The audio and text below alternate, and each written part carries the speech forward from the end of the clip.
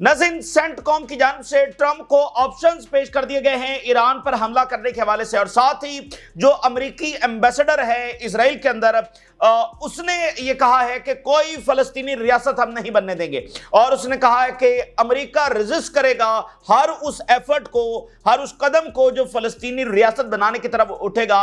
और America officially अपनी ये पॉलिसी अनाउंस कर रहा है कि वो किसी फलस्तीनी रियासत को सपोर्ट नहीं करता और ना ही वो फलस्तीनी रियासत जो है किसी तौर पर बनने देगा। और साथ ही इस अमेरिकी एम्बेसडर ने जो अल्ट्रा ऑर्थोडॉक्स हैं उनकी जो पार्टी है उसको धमकी लगाई है कि अगर इन्होंने नेतन्याहू की गवर्नमेंट गिराने की कोशिश की तो नतीजे अच्छे नहीं होंगे।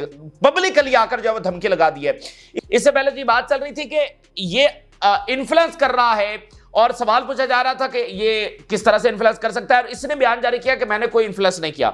लेकिन अब इसने पब्लिकली आकर कह दिया है कि नेतन्याहू की गवर्नमेंट गिराने की कोई कोशिश ना की जाए। और इसके साथ साथ जो फलस्तीनी सदर है महमूद अब्बास, उन्होंने मैक्रोन को खत लिखा है। उस खत के अंदर क्या है ये भी आपके सामने रखेंगे। और ज़ेलेंस्की ने कहा है कि रशिया की जानिब से one of the largest air attack जो है वो किया गया है।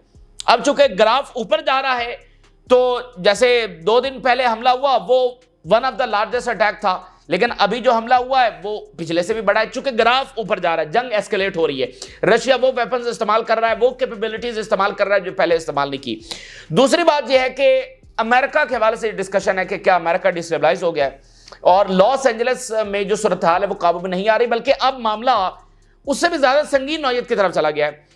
एक तो हम फटा देख रहे हैं ना कि गवर्नर और ट्रंप का फटा है, गवर्नर डेमोक्रेट्स का है और ट्रंप है, तो फिर उनका आपस में फटा है। और ट्रंप कह रहा है कि इसको गिरफ्तार करो, और गवर्नर कह रहा है कि सब किया धरा तुम्हारा है, तुम्हारी वजह से, ये नेशनल गार्ड बुलाने की वजह से मामलात खराब हुए हैं। और पहले तो जो प्रोटेस्ट है वो पीसफुल थे। अब क्या हुआ है कि जो पुलिस चीफ है लॉस एंजलिस का, उसने बयान दे दिया है गवर्नर के खिलाफ।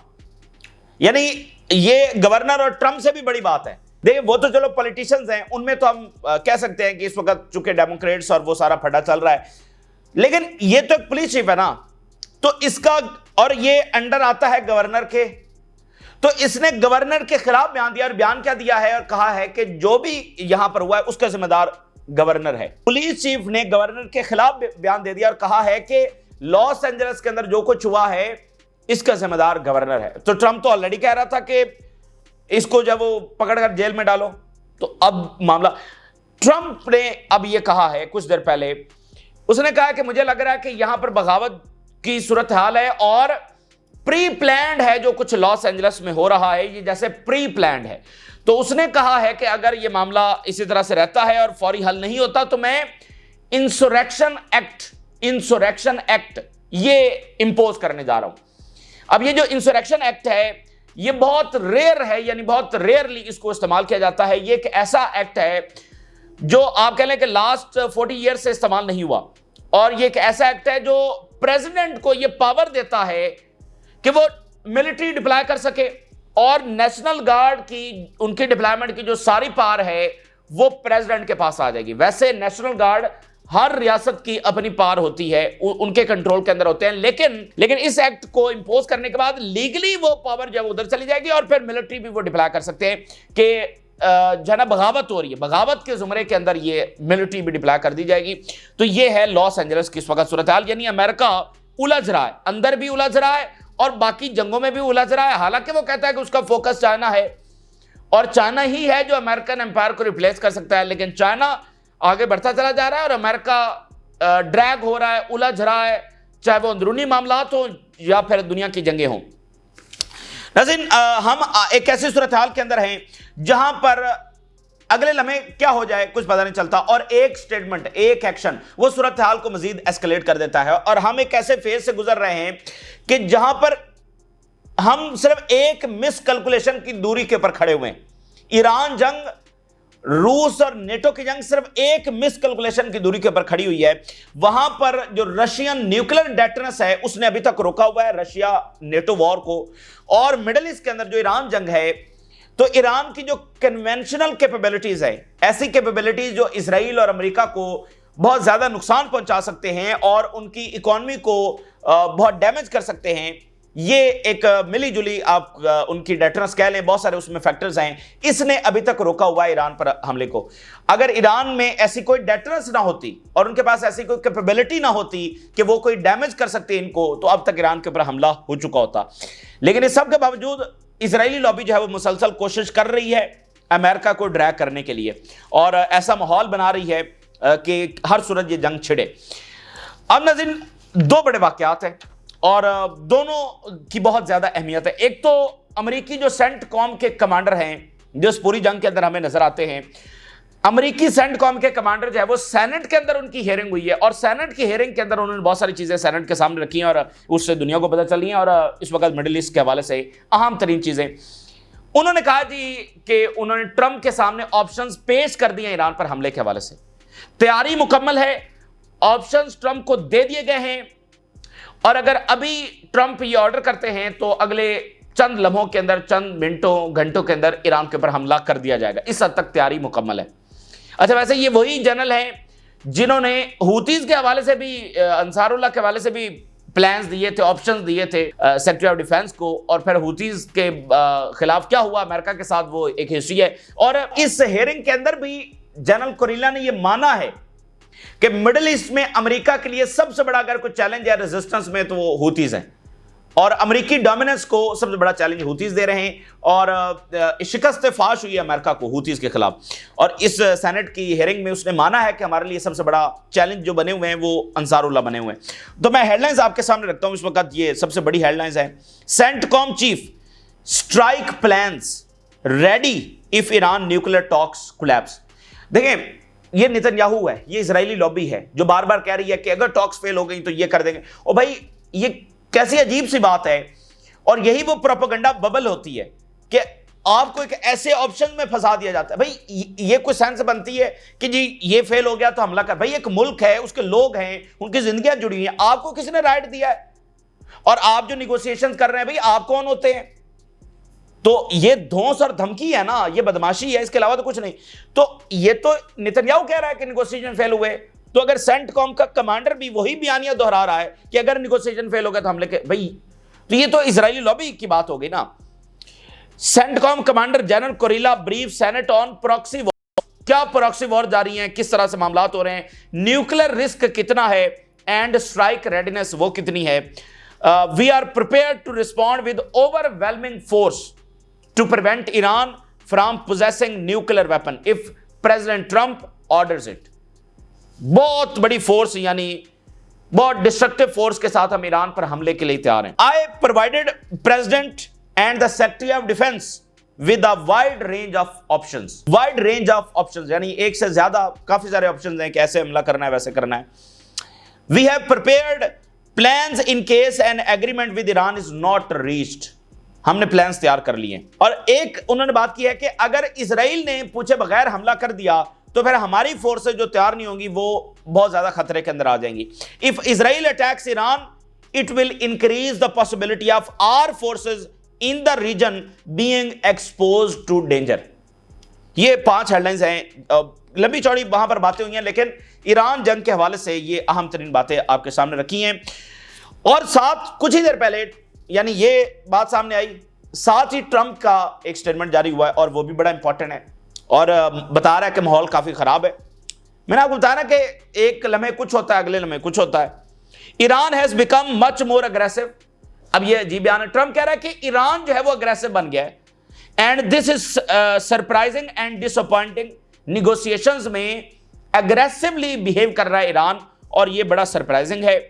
Iran is behaving very differently than it was a few days back.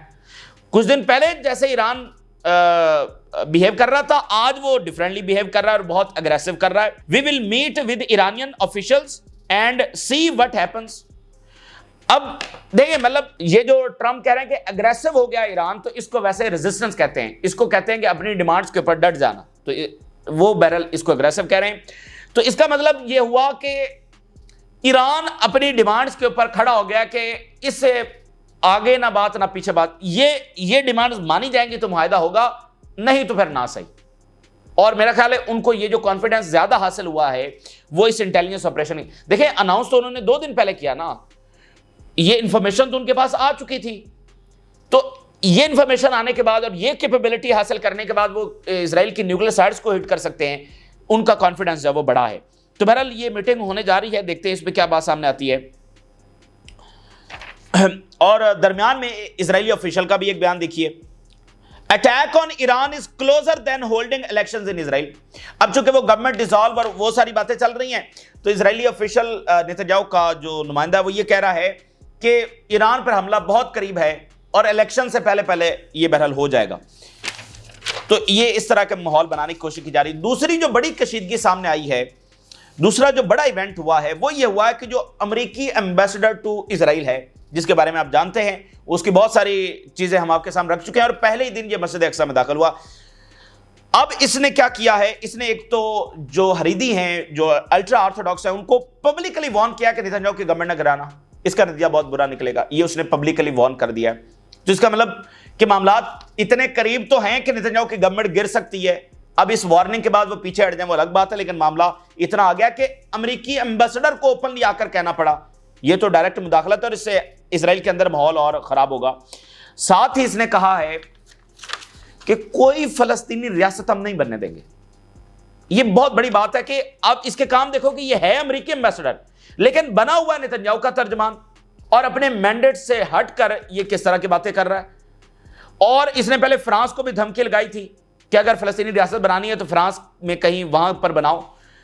तो अब इसने कहा है, यानी एक तकब्बुर और ऐलान जंग और मतलब कि बहुत बड़ी आप कह लें कि एरोगेंस, कह रहा है कि फलस्तीनी रियासत कभी नहीं बनने देंगे। और साथ इसने कहा है कि जो पॉलिसी है अमेरिका की कि वो भी फलस्तीनी रियासत को सपोर्ट करता है। अब आप देखें ना, ये एक सिंबॉलिक पॉलिसी है वेस्टर्न वर्ल्ड की कि हम जनाब फलस्तीनी रियासत की सपोर्ट करते हैं और बनाने की हिमायत करते हैं। हालांकि अभी तक उन्होंने रिकॉग्नाइज नहीं किया और ना कभी बनाने की कोशिश की, लेकिन कहते हैं कि अच्छा फलस्तीनी रियासत बनेगी बनेगी। ये एम्बेसडर साहब कह रहे हैं कि ऑफिशियली हम ये अनाउंस कर रहे हैं कि हमारी ऐसी कोई पॉलिसी नहीं है, ठीक है ना। जो पहले पॉलिसी है उसके तहत कौन सा बन गई है, लेकिन बहरहाल एक होता है ना कि बस ट्रक की बत्ती के पीछे है। अच्छा, अरब्स भी यही कह रहे हैं कि देखो अमेरिका भी कहता है फलस्तीनी रियासत एक दिन बनेगी, लोग भी हैं कि अच्छा ये कहते हैं तो एक दिन बनी जाएगी। तो अब वो कह रहे हैं ऑफिशियली हमारी ये कोई पॉलिसी नहीं है, हम कोई फलस्तीनी रियासत ना बनने देंगे ना उसकी सपोर्ट करते हैं। The United States no longer fully support the establishment of the Palestinian state. अब ये policy shift, if a Palestinian state is formed, it may be somewhere else in the region, not in the West Bank. यानी तकब्बुर की इंतहा है। कहता है अगर फलस्तीनी रियासत बननी भी है तो वो रीजन में कहीं और बनेगी, वेस्ट बैंक में नहीं बनेगी। I told Haredi party that we would view the fall of Netanyahu's government negatively. मतलब ओपनली उसने धमकी लगाई है और कहा कि बिल्कुल जुर्रत ना करना इसकी गवर्नमेंट गिराने की, हम इसको बर्दाश्त नहीं करेंगे और हम इसको अच्छे अंदाज में नहीं देखेंगे। बस इतना ही होता है, इसके बाद और क्या, मतलब खुली धमकी। A Palestinian state will not be establish in our times, हमारे होते हुए फलस्तीनी रियासत नहीं बनेगी। और फिर इसने कहा वो ईरान के ऊपर हमला होना चाहिए और वो न्यूक्लियर बना रहा है, इस तरह की बातें भी की। अब खुद अमेरिका के अंदर वहां पर डिबेट भी हो रही है, मीडिया के ऊपर भी और हाई ऑफिशियल्स भी, वो खुद देख रहे हैं कि ये अमेरिकी एम्बेसडर है, ये क्या बातें वहां पर बैठकर कर रहा है, ये कोई नेतन्याहू की कैबिनेट का मिनिस्टर तो नहीं है। अच्छा, तो सवाल ये है कि उधर सेंटकॉम के जनाब ऑप्शंस हमने पेश कर दिए हैं, इधर साथ ही ये साथ साथ वाकयात हो रहे हैं। तो ये कह रहे हैं फलस्तीनी रियासत नहीं बनेगी और हम बनने नहीं देंगे और हमारे होते हुए ये बन ही नहीं सकती। तो बात यह कि फिर करना क्या है। और फिर अरब गवर्नमेंट किधर जाएंगी जो ये लारा लगाकर बैठी हुई कि फलस्तीनी रियासत बनेगी, और भाई वो नहीं बनेगी तो ये किधर जाएंगे। और सोल्यूशन क्या है फिर, बात यह है कि फिर सोल्यूशन क्या है, फिर मामला किस तरफ जाएगा। मामला तो फिर एंडलेस वॉर्स है ना। तो ये तो सिर्फ एक अजीब सी बात और सिर्फ जो है वो तबाही है और जंगे ही जंगे हैं। और अभी अमेरिका ने सैंक्शंस अनाउंस कर दिए हमास के ऊपर कुछ ही देर पहले, ये साथ साथ वाकयात हो रहे हैं। और जो बेनी गांट्स है जो कि बहुत क्रिटिसाइज करता है, जंगबंदी का भी हामी है, और सारा जो समुद्रच और बेन गवर के ऊपर सैंक्शन लगी हैं इसकी इसने मुखालफत कर दी है और बरतानिया की गवर्नमेंट को बुरा भला कहा है और कहा है कि ये मॉरल फेलियर है, कितना इखलाकी जवाल है कि इन्होंने इजरायली मिनिस्टर्स के ऊपर सैंक्शन लगाई हैं। और कहा है कि जो बरतानवी गवर्नमेंट है ये ग्लोबल टेररिज्म को फ्यूल कर रही है। अब आप जरा अंदाजा करें कि मैंने आपको कहा ना कि सैंक्शन लगना एक अमल है, लेकिन उसका जो इंपैक्ट है वो एक दूसरी चीज है, और असल चीज वही है। अब ये तो सुबह शाम क्रिटिसाइज करता है बैन गवर और समुद्रिच को, अब क्यों मुखालफत कर रहा है और बरतानवी गवर्नमेंट के बारे में इतने सख्त अल्फाज क्यों बयान कर रहा है? क्योंकि इन सैंक्शन से जो बदमाशी वाला एक था ना वो खत्म हुआ है, पहली लगाम डाली गई है, इसका असल चीज इंपैक्ट है। अब इन सैंक्शन के बाद कौन सा वो उठाकर लेके जाएंगे बैन गवर और समुद्रिच को, तो असल बात वो इंपैक्ट है कि लगाम डाल दी गई है, पहली लगाम ये डाली गई। और एक है ना कि वेस्ट अबंडन कर रहा है, वेस्ट पीछे हट रहा है इजराइल से, ये सबको मैसेज चला गया है। इसका मतलब इजराइल के खिलाफ भी सैंक्शन लग सकती हैं। अब ये ना सोचो, मैंने आपको बताया ना कि नो अकाउंटेबिलिटी भी एक वेपन है कि डिसअपॉइंट करने के लिए कि भाई इजराइल के खिलाफ क्या हो जाएगा, अब सैंक्शन लग गई है, तो ये एक बड़ी बात है। और अमेरिका की इतनी बड़ी सपोर्ट के बावजूद दुनिया ये एक्शन ले रही है और वेस्ट यूरोपियन ये एक्शन ले रहे हैं, हालांकि जहां पर अमेरिका खड़ा होता है सबको पता होता है कि इस मुल्क के खिलाफ नहीं जाना। और भाई अरब गवर्नमेंट इजराइल के खिलाफ जाने के लिए तैयार नहीं है, क्यों? क्योंकि अमेरिका का खतरा है कि भाई अमेरिका साथ है तो फिर अमेरिका नाराज हो जाएगा, और वो सैंक्शन लगा रहे हैं। और मैक्रोन ने कहा था कि अगर हमने यहां पर इजराइल को ना रोका और इसको अकाउंटेबल ना किया तो हमारी कोई क्रेडिबिलिटी दुनिया में नहीं बचेगी। और हमारे डबल स्टैंडर्ड के ऊपर ऑलरेडी दुनिया सवाल उठा रही है कि यूक्रेन पर हम सपोर्ट मांगते हैं तो गजा में हम उसी प्रिंसिपल को लागू क्यों नहीं करते? तो ये चीज। अच्छा, अर्जेंटाइन के जो प्रेसिडेंट हैं और ये एक्सट्रीम सपोर्टर है इजराइल का, जैसे ये अमेरिकी एम्बेसडर है इसी सतह का, ये पहुंचा है स्पेन, और स्पेन में इसने स्पेन के जो प्राइम मिनिस्टर हैं उनको बहुत बुरा भला कहा, बहुत बुरी लैंग्वेज इस्तेमाल की, और तकलीफ क्या है कि वो फलस्तीन के सबसे बड़े हामी हैं। अब ये पहुंचा है यरूशलेम। अच्छा, इससे पहले जो लास्ट दौरा इसने किया था, इसी जंग के दरमियान इसने दौरा किया था और ये वेलिंग वॉल के ऊपर गया था और वहां पर रो पड़ा था, तो इसकी वीडियो वो वायरल रहती है कि वे वहां पर जाकर जब रो रहा है। अब ये दोबारा मलाई इन यरूशलेम Israel is a light house of freedom, ये बयान दे रहा है।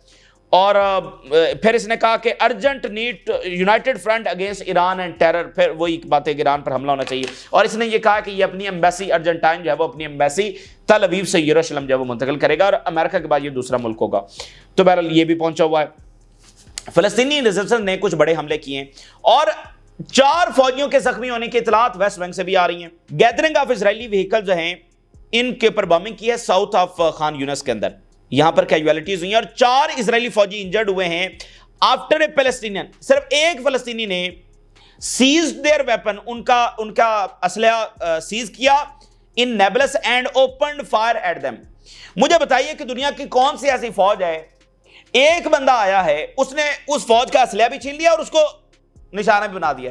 तो ये असल इसकी हकीकत है जिससे ये सारी मिडल ईस्ट की रियासतें जो डर कर दुबक कर बैठेंगी कि पता नहीं इजरायली फौज क्या है। ये इजरायली फौज है, एक फलस्तीनी आकर उससे असलहा छीन गया। और आप देखें कि ये जब जाते हैं वेस्ट बैंक में तो पूरी सपोर्ट होती है पीछे, मतलब ये कोई कहीं ऐसे जंगल में तो नहीं फिर रहे थे कि अचानक से इनके ऊपर हमला हो गया, ये पूरी सपोर्ट के साथ जाते हैं और असलहा ये। तो वो एक फलस्तीनी 4 से असलहा छीनकर और उनको निशाना बनाकर चला गया। नेदरलैंड के अंदर बड़ा वाकया हुआ है, इजरायली एयरफोर्स का जो ऑफिसर है ये वहां पर गया है और इसके ऊपर लॉ सूट फाइल हो गया। इजरायलियों को इस वक्त सबसे बड़ा जो मसला आ रहा है ये, उनके लिए जमीन तंग हो चुकी है, वो जहां पर जा रहे हैं कोई ना कोई इकदाम उनके खिलाफ हो रहा है।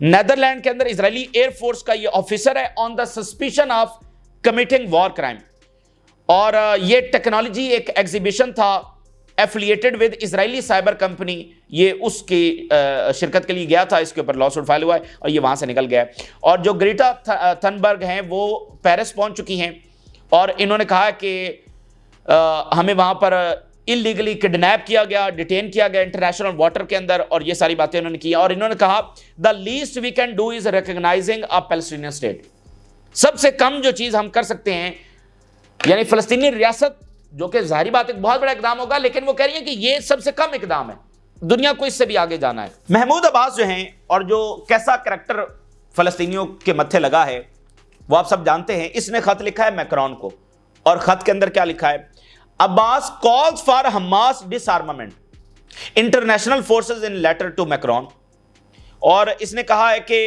अनएक्सेप्टेबल है जो हमास ने 7 अक्टूबर को अटैक किया और हमास अपने वेपन जब हैंड ओवर करे इंटरनेशनल फोर्सेस वहां पर डिप्लॉय होने चाहिए। ये मिडिल ईस्ट का भी यही वर्ल्ड व्यू है यही उनका नजरिया है। ये जो सारी रियासतें हैं ईरान को छोड़कर, ये इल्यूजन्स का शिकार है। इसी वजह से ये आज तक मसला हल नहीं हो सका, और जो कुछ हो रहा है ये लोग भी उसके इतने ही जिम्मेदार हैं। इनकी इस कहते ना कि एक इल्यूजन पॉलिसी की वजह से, मतलब एक रियलिटी से हटकर पॉलिसी की वजह से। अब ये हमास को कह रहा है कि वो हथियार डाले। ओ भाई, हमास चीख कर ये बोल चुके हैं वो हथियार डालने के लिए तैयार है, लेकिन पहले सिक्योरिटी गारंटीज दी जाए, पहले फलस्तीनी रियासत को अनाउंस किया जाए। अब जरा अंदाजा करें, और इजराइल जो जेनोसाइड कर रहा है, सुबह शाम ये कह रहा है कि उसका मकसद है गजा पर कब्जा करना। गजा पर कब्जे से उसको कौन रोक रहा है? हमास रोक रही है, या ये महमूद अब्बास रोक रहा है? हमास ही की वजह से अभी तक गजा पर कब्जा नहीं ना हो सका। यूरोप भी सपोर्ट किया, अमेरिका भी, सारी दुनिया ने भी, इन्होंने भी खामोशी इख्तियार की, फिर भी कब्जा नहीं हो सका हमास की वजह से। अच्छा, अगर कब्जा हो जाए तो ये जाकर छुड़वाएंगे। तो एक तरीका कार है ना कि भाई वहां पर आए अरब फोर्सेस, वहां पर सिक्योरिटी संभालें। हमास करेगी हम तैयार हैं, वो तो लड़ी एक कॉज के लिए ना, वो हथियार डालने के लिए तैयार है। लेकिन ये कहना कि वो हथियार डाल दें और उसके बाद इसराइल जो है वहां से निकल जाएगा, मतलब ये कौन सी दुनिया में रहते हैं? और इनकी इसी पॉलिसी, और ये तो उल्टा इसराइल के जो नैरेटिव है उसको मजबूत करने वाली बात है कि कसूरवार हमास। तो ये बहुत ही एक शर्मनाक किरदार मैं इसको कहूंगा, और बड़ी ही अफसोस की बात है। आखिर में अगर हम लॉस एंजलिस की बात करें तो 2 बड़े वाकयात हुए हैं। उसमें पुलिस चीफ जो है वो गवर्नर के खिलाफ सामने आ गया है। California police chief, governor encouraged Los Angeles rights, जो दंगे फसाद हैं इसको गवर्नर जो है इनकरेज किया है। अब इसके बाद मामला और खराब हो गया। देखें, एक इंतजामिया के लोग होते हैं ना, पॉलिटिशियंस की, पार्टीज की तो लड़ाई गोलाबारी होती है।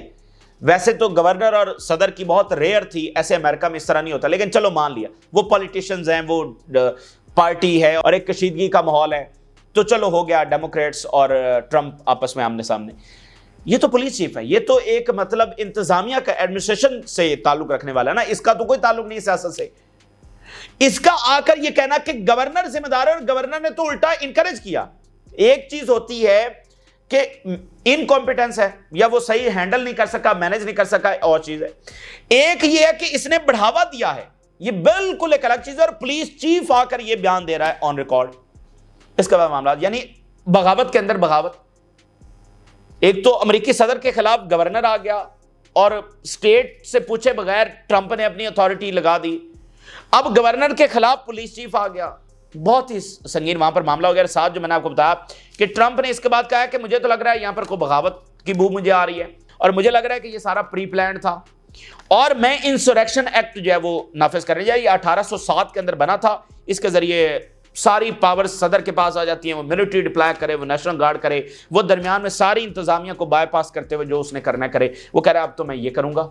इसकी तरफ जब वहां पर मामला जा रहे हैं तो मिडिल ईस्ट क्या बनेगा कुछ पता नहीं, और इजरायली लॉबी मुकम्मल पुश कर रही है जंग के लिए, और वो कह रहे हैं फिलिस्तीन रियासत नहीं बनेगी तो फिर कौन सा सोल्यूशन होगा। यूक्रेन की जंग संभाली नहीं जा रही, वो बढ़ती चली जा रही है। ताइवान का मसला वैसा है, और अंदर ये डिस्टेबलाइजेशन है। ये इस वक्त की ताज़ा तरीन सूरत हाल है जो आपके साथ शेयर किया। आपने राय जरूर करें। जिन लोगों ने चैनल को सब्सक्राइब नहीं किया उनसे रिक्वेस्ट करेंगे कि चैनल को जरूर सब्सक्राइब कर लें। इजाज़त दीजिए, अल्लाह हाफ़िज़।